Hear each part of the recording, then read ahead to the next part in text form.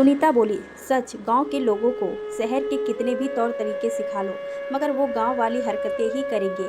यह सुनकर रुक्मणी जी का दिल एक बार फिर टूट गया। कितनी उम्मीदें लेकर गांव से आए थे रमाकांत जी और रुक्मणी जी, मगर सुनीता दोनों को कुछ भी सुनाने का एक मौका ना छोड़ती।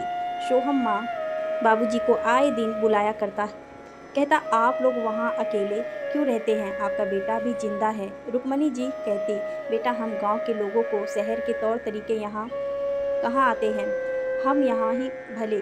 मगर सोहम दोनों को लेने गांव आ गया, तब जाकर दोनों सोहम के साथ शहर आए। सोहम छोटी उम्र में ही गांव से बाहर शहर पढ़ने के लिए निकल गया था और फिर वही हमेशा के लिए सेट भी हो गया।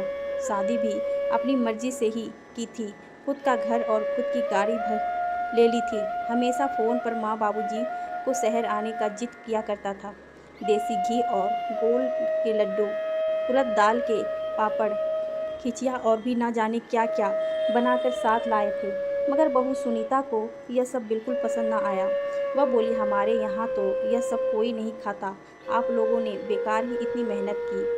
बहू सुनीता ने कभी अपने सास ससुर को अपनापन नहीं दिखाया। वह अपने शहरी तौर तरीके और अपनी खुद की ज़िंदगी में इतनी मशगूल थी कि उसने कभी उनसे प्यार से बात तक नहीं की। रुक्मणी जी और रमाकांत जी यहाँ आए गए थे मगर खुश बिल्कुल न थे। कभी उन्हें गांव से आए अनपढ़ लोग कहा जाता तो कभी असलिन कहा जाता। सोहम के सामने दोनों कभी कुछ न कहते। बेटा अपनी पत्नी से बहुत प्यार करता है, यह वो लोग जानते थे और उनकी वजह से किसी को कोई परेशानी नहीं होनी चाहिए, इस बात का ध्यान रखते थे। सोहम बोली, माँ बाबूजी आपको कैसा लगा शहर, हमारा घर और हमारा व्यवहार। दोनों जानते थे सोहम ने आज अपने खुद के बलबूते अपनी एक नई पहचान बनाई है। सोहम पहले से ही पढ़ने में बहुत होशियार था। उसने कभी माँ बाबूजी का पैसा नहीं खर्च करवाया था, स्कॉलरशिप में पूरी पढ़ाई करी थी। आज बेटे के पास बस सब कुछ था जैसे माँ बाबूजी सपना देखा करते थे। दोनों कहते हैं बहुत अच्छा लगा बेटा सब कुछ, मगर गांव की बहुत याद आती है। तुम हमारी टिकट कटवा दो, अब हम गांव जाना चाहते हैं। लेकिन सोहम ने उन्हें गांव जाने नहीं दिया। वह बोला, सब कुछ अच्छा है तो आप लोग वापस गांव क्यों जाना चाहते हैं, मैं आप लोगों को हमेशा यहीं अपने पास रखना चाहता हूँ। रुक्मणी जी जानती थी सुनीता उन दोनों के साथ तालमेल नहीं बैठा पाएगी, मगर सोहम के ना मनाने पर उन्हें और रुकना पड़ा। एक दिन रुक्मणी जी रसोई में बेटे की पसंद का हलवा बना रही थी कि सुनीता आकर बोली, माँ इतना घी सोहम नहीं खाते, आप गांव के लोग यह बात कब समझेंगे कि इतनी घी और तेल हमारे शरीर के लिए हानिकारक है। एक ही बात बार बार दोहरा के भी फ़ायदा नहीं होता। सोहम ने सुनीता की सारी बातें सुन ली और देखा कि उसकी माँ चुपचाप खड़ी सब सुन रही है और बदले में एक शब्द भी वापस ना बोली। सोहम तुरंत सुनीता पर चिल्लाया और बोला, तुम्हारी हिम्मत कैसे हुई मेरी माँ से इस तरह बात करने की, माफ़ी मांगो माँ से। रुक्मणी जी बोल रही, बेटा इसमें इसका कोई कसूर नहीं, गलती हमारी है कि हम अनपढ़ हैं।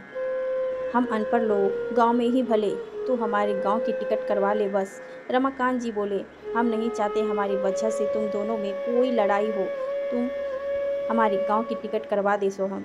सुनीता बोली, सोहम मैं तुम्हारे साथ हर समझौता करने के लिए तैयार हूँ, बस तुमसे और मुझसे तुम्हारी माँ देहाती माँ बाप नहीं झेले जाते। सोहम बोली, माँ बाबू जी हैं मेरे यहाँ, बस इसी बात में तुम्हारे समझौते की आवश्यकता थी मुझे कि तुम मेरे माँ बाबूजी को भी वही सम्मान दो जो तुम अपने माँ बाबूजी को देते हो, मगर तुम यह भी न कर पाई। सुनीता आज मैं जो कुछ भी हूँ इनकी वजह से हूँ, अगर तुम इन्हें दुखी करोगी तो दुख मुझे होगा। सच तो यह है एक बेटे का दर्द तुम कभी समझ ही नहीं सकती सुनीता। सुनीता ने सोहम को परेशान देखकर दोनों से माफ़ी मांगी, मगर मन से वह दोनों को कितना अपनाएगी वह वक्त ही बताएगा। माँ बाबूजी के बहुत जिद करने पर सोहम ने गांव के टिकट बनवा दिए, क्योंकि वह जान गया था वो लोग यहाँ खुश नहीं हैं और इतने अपमान के बाद उन्हें यहाँ कैसे रोका जाता।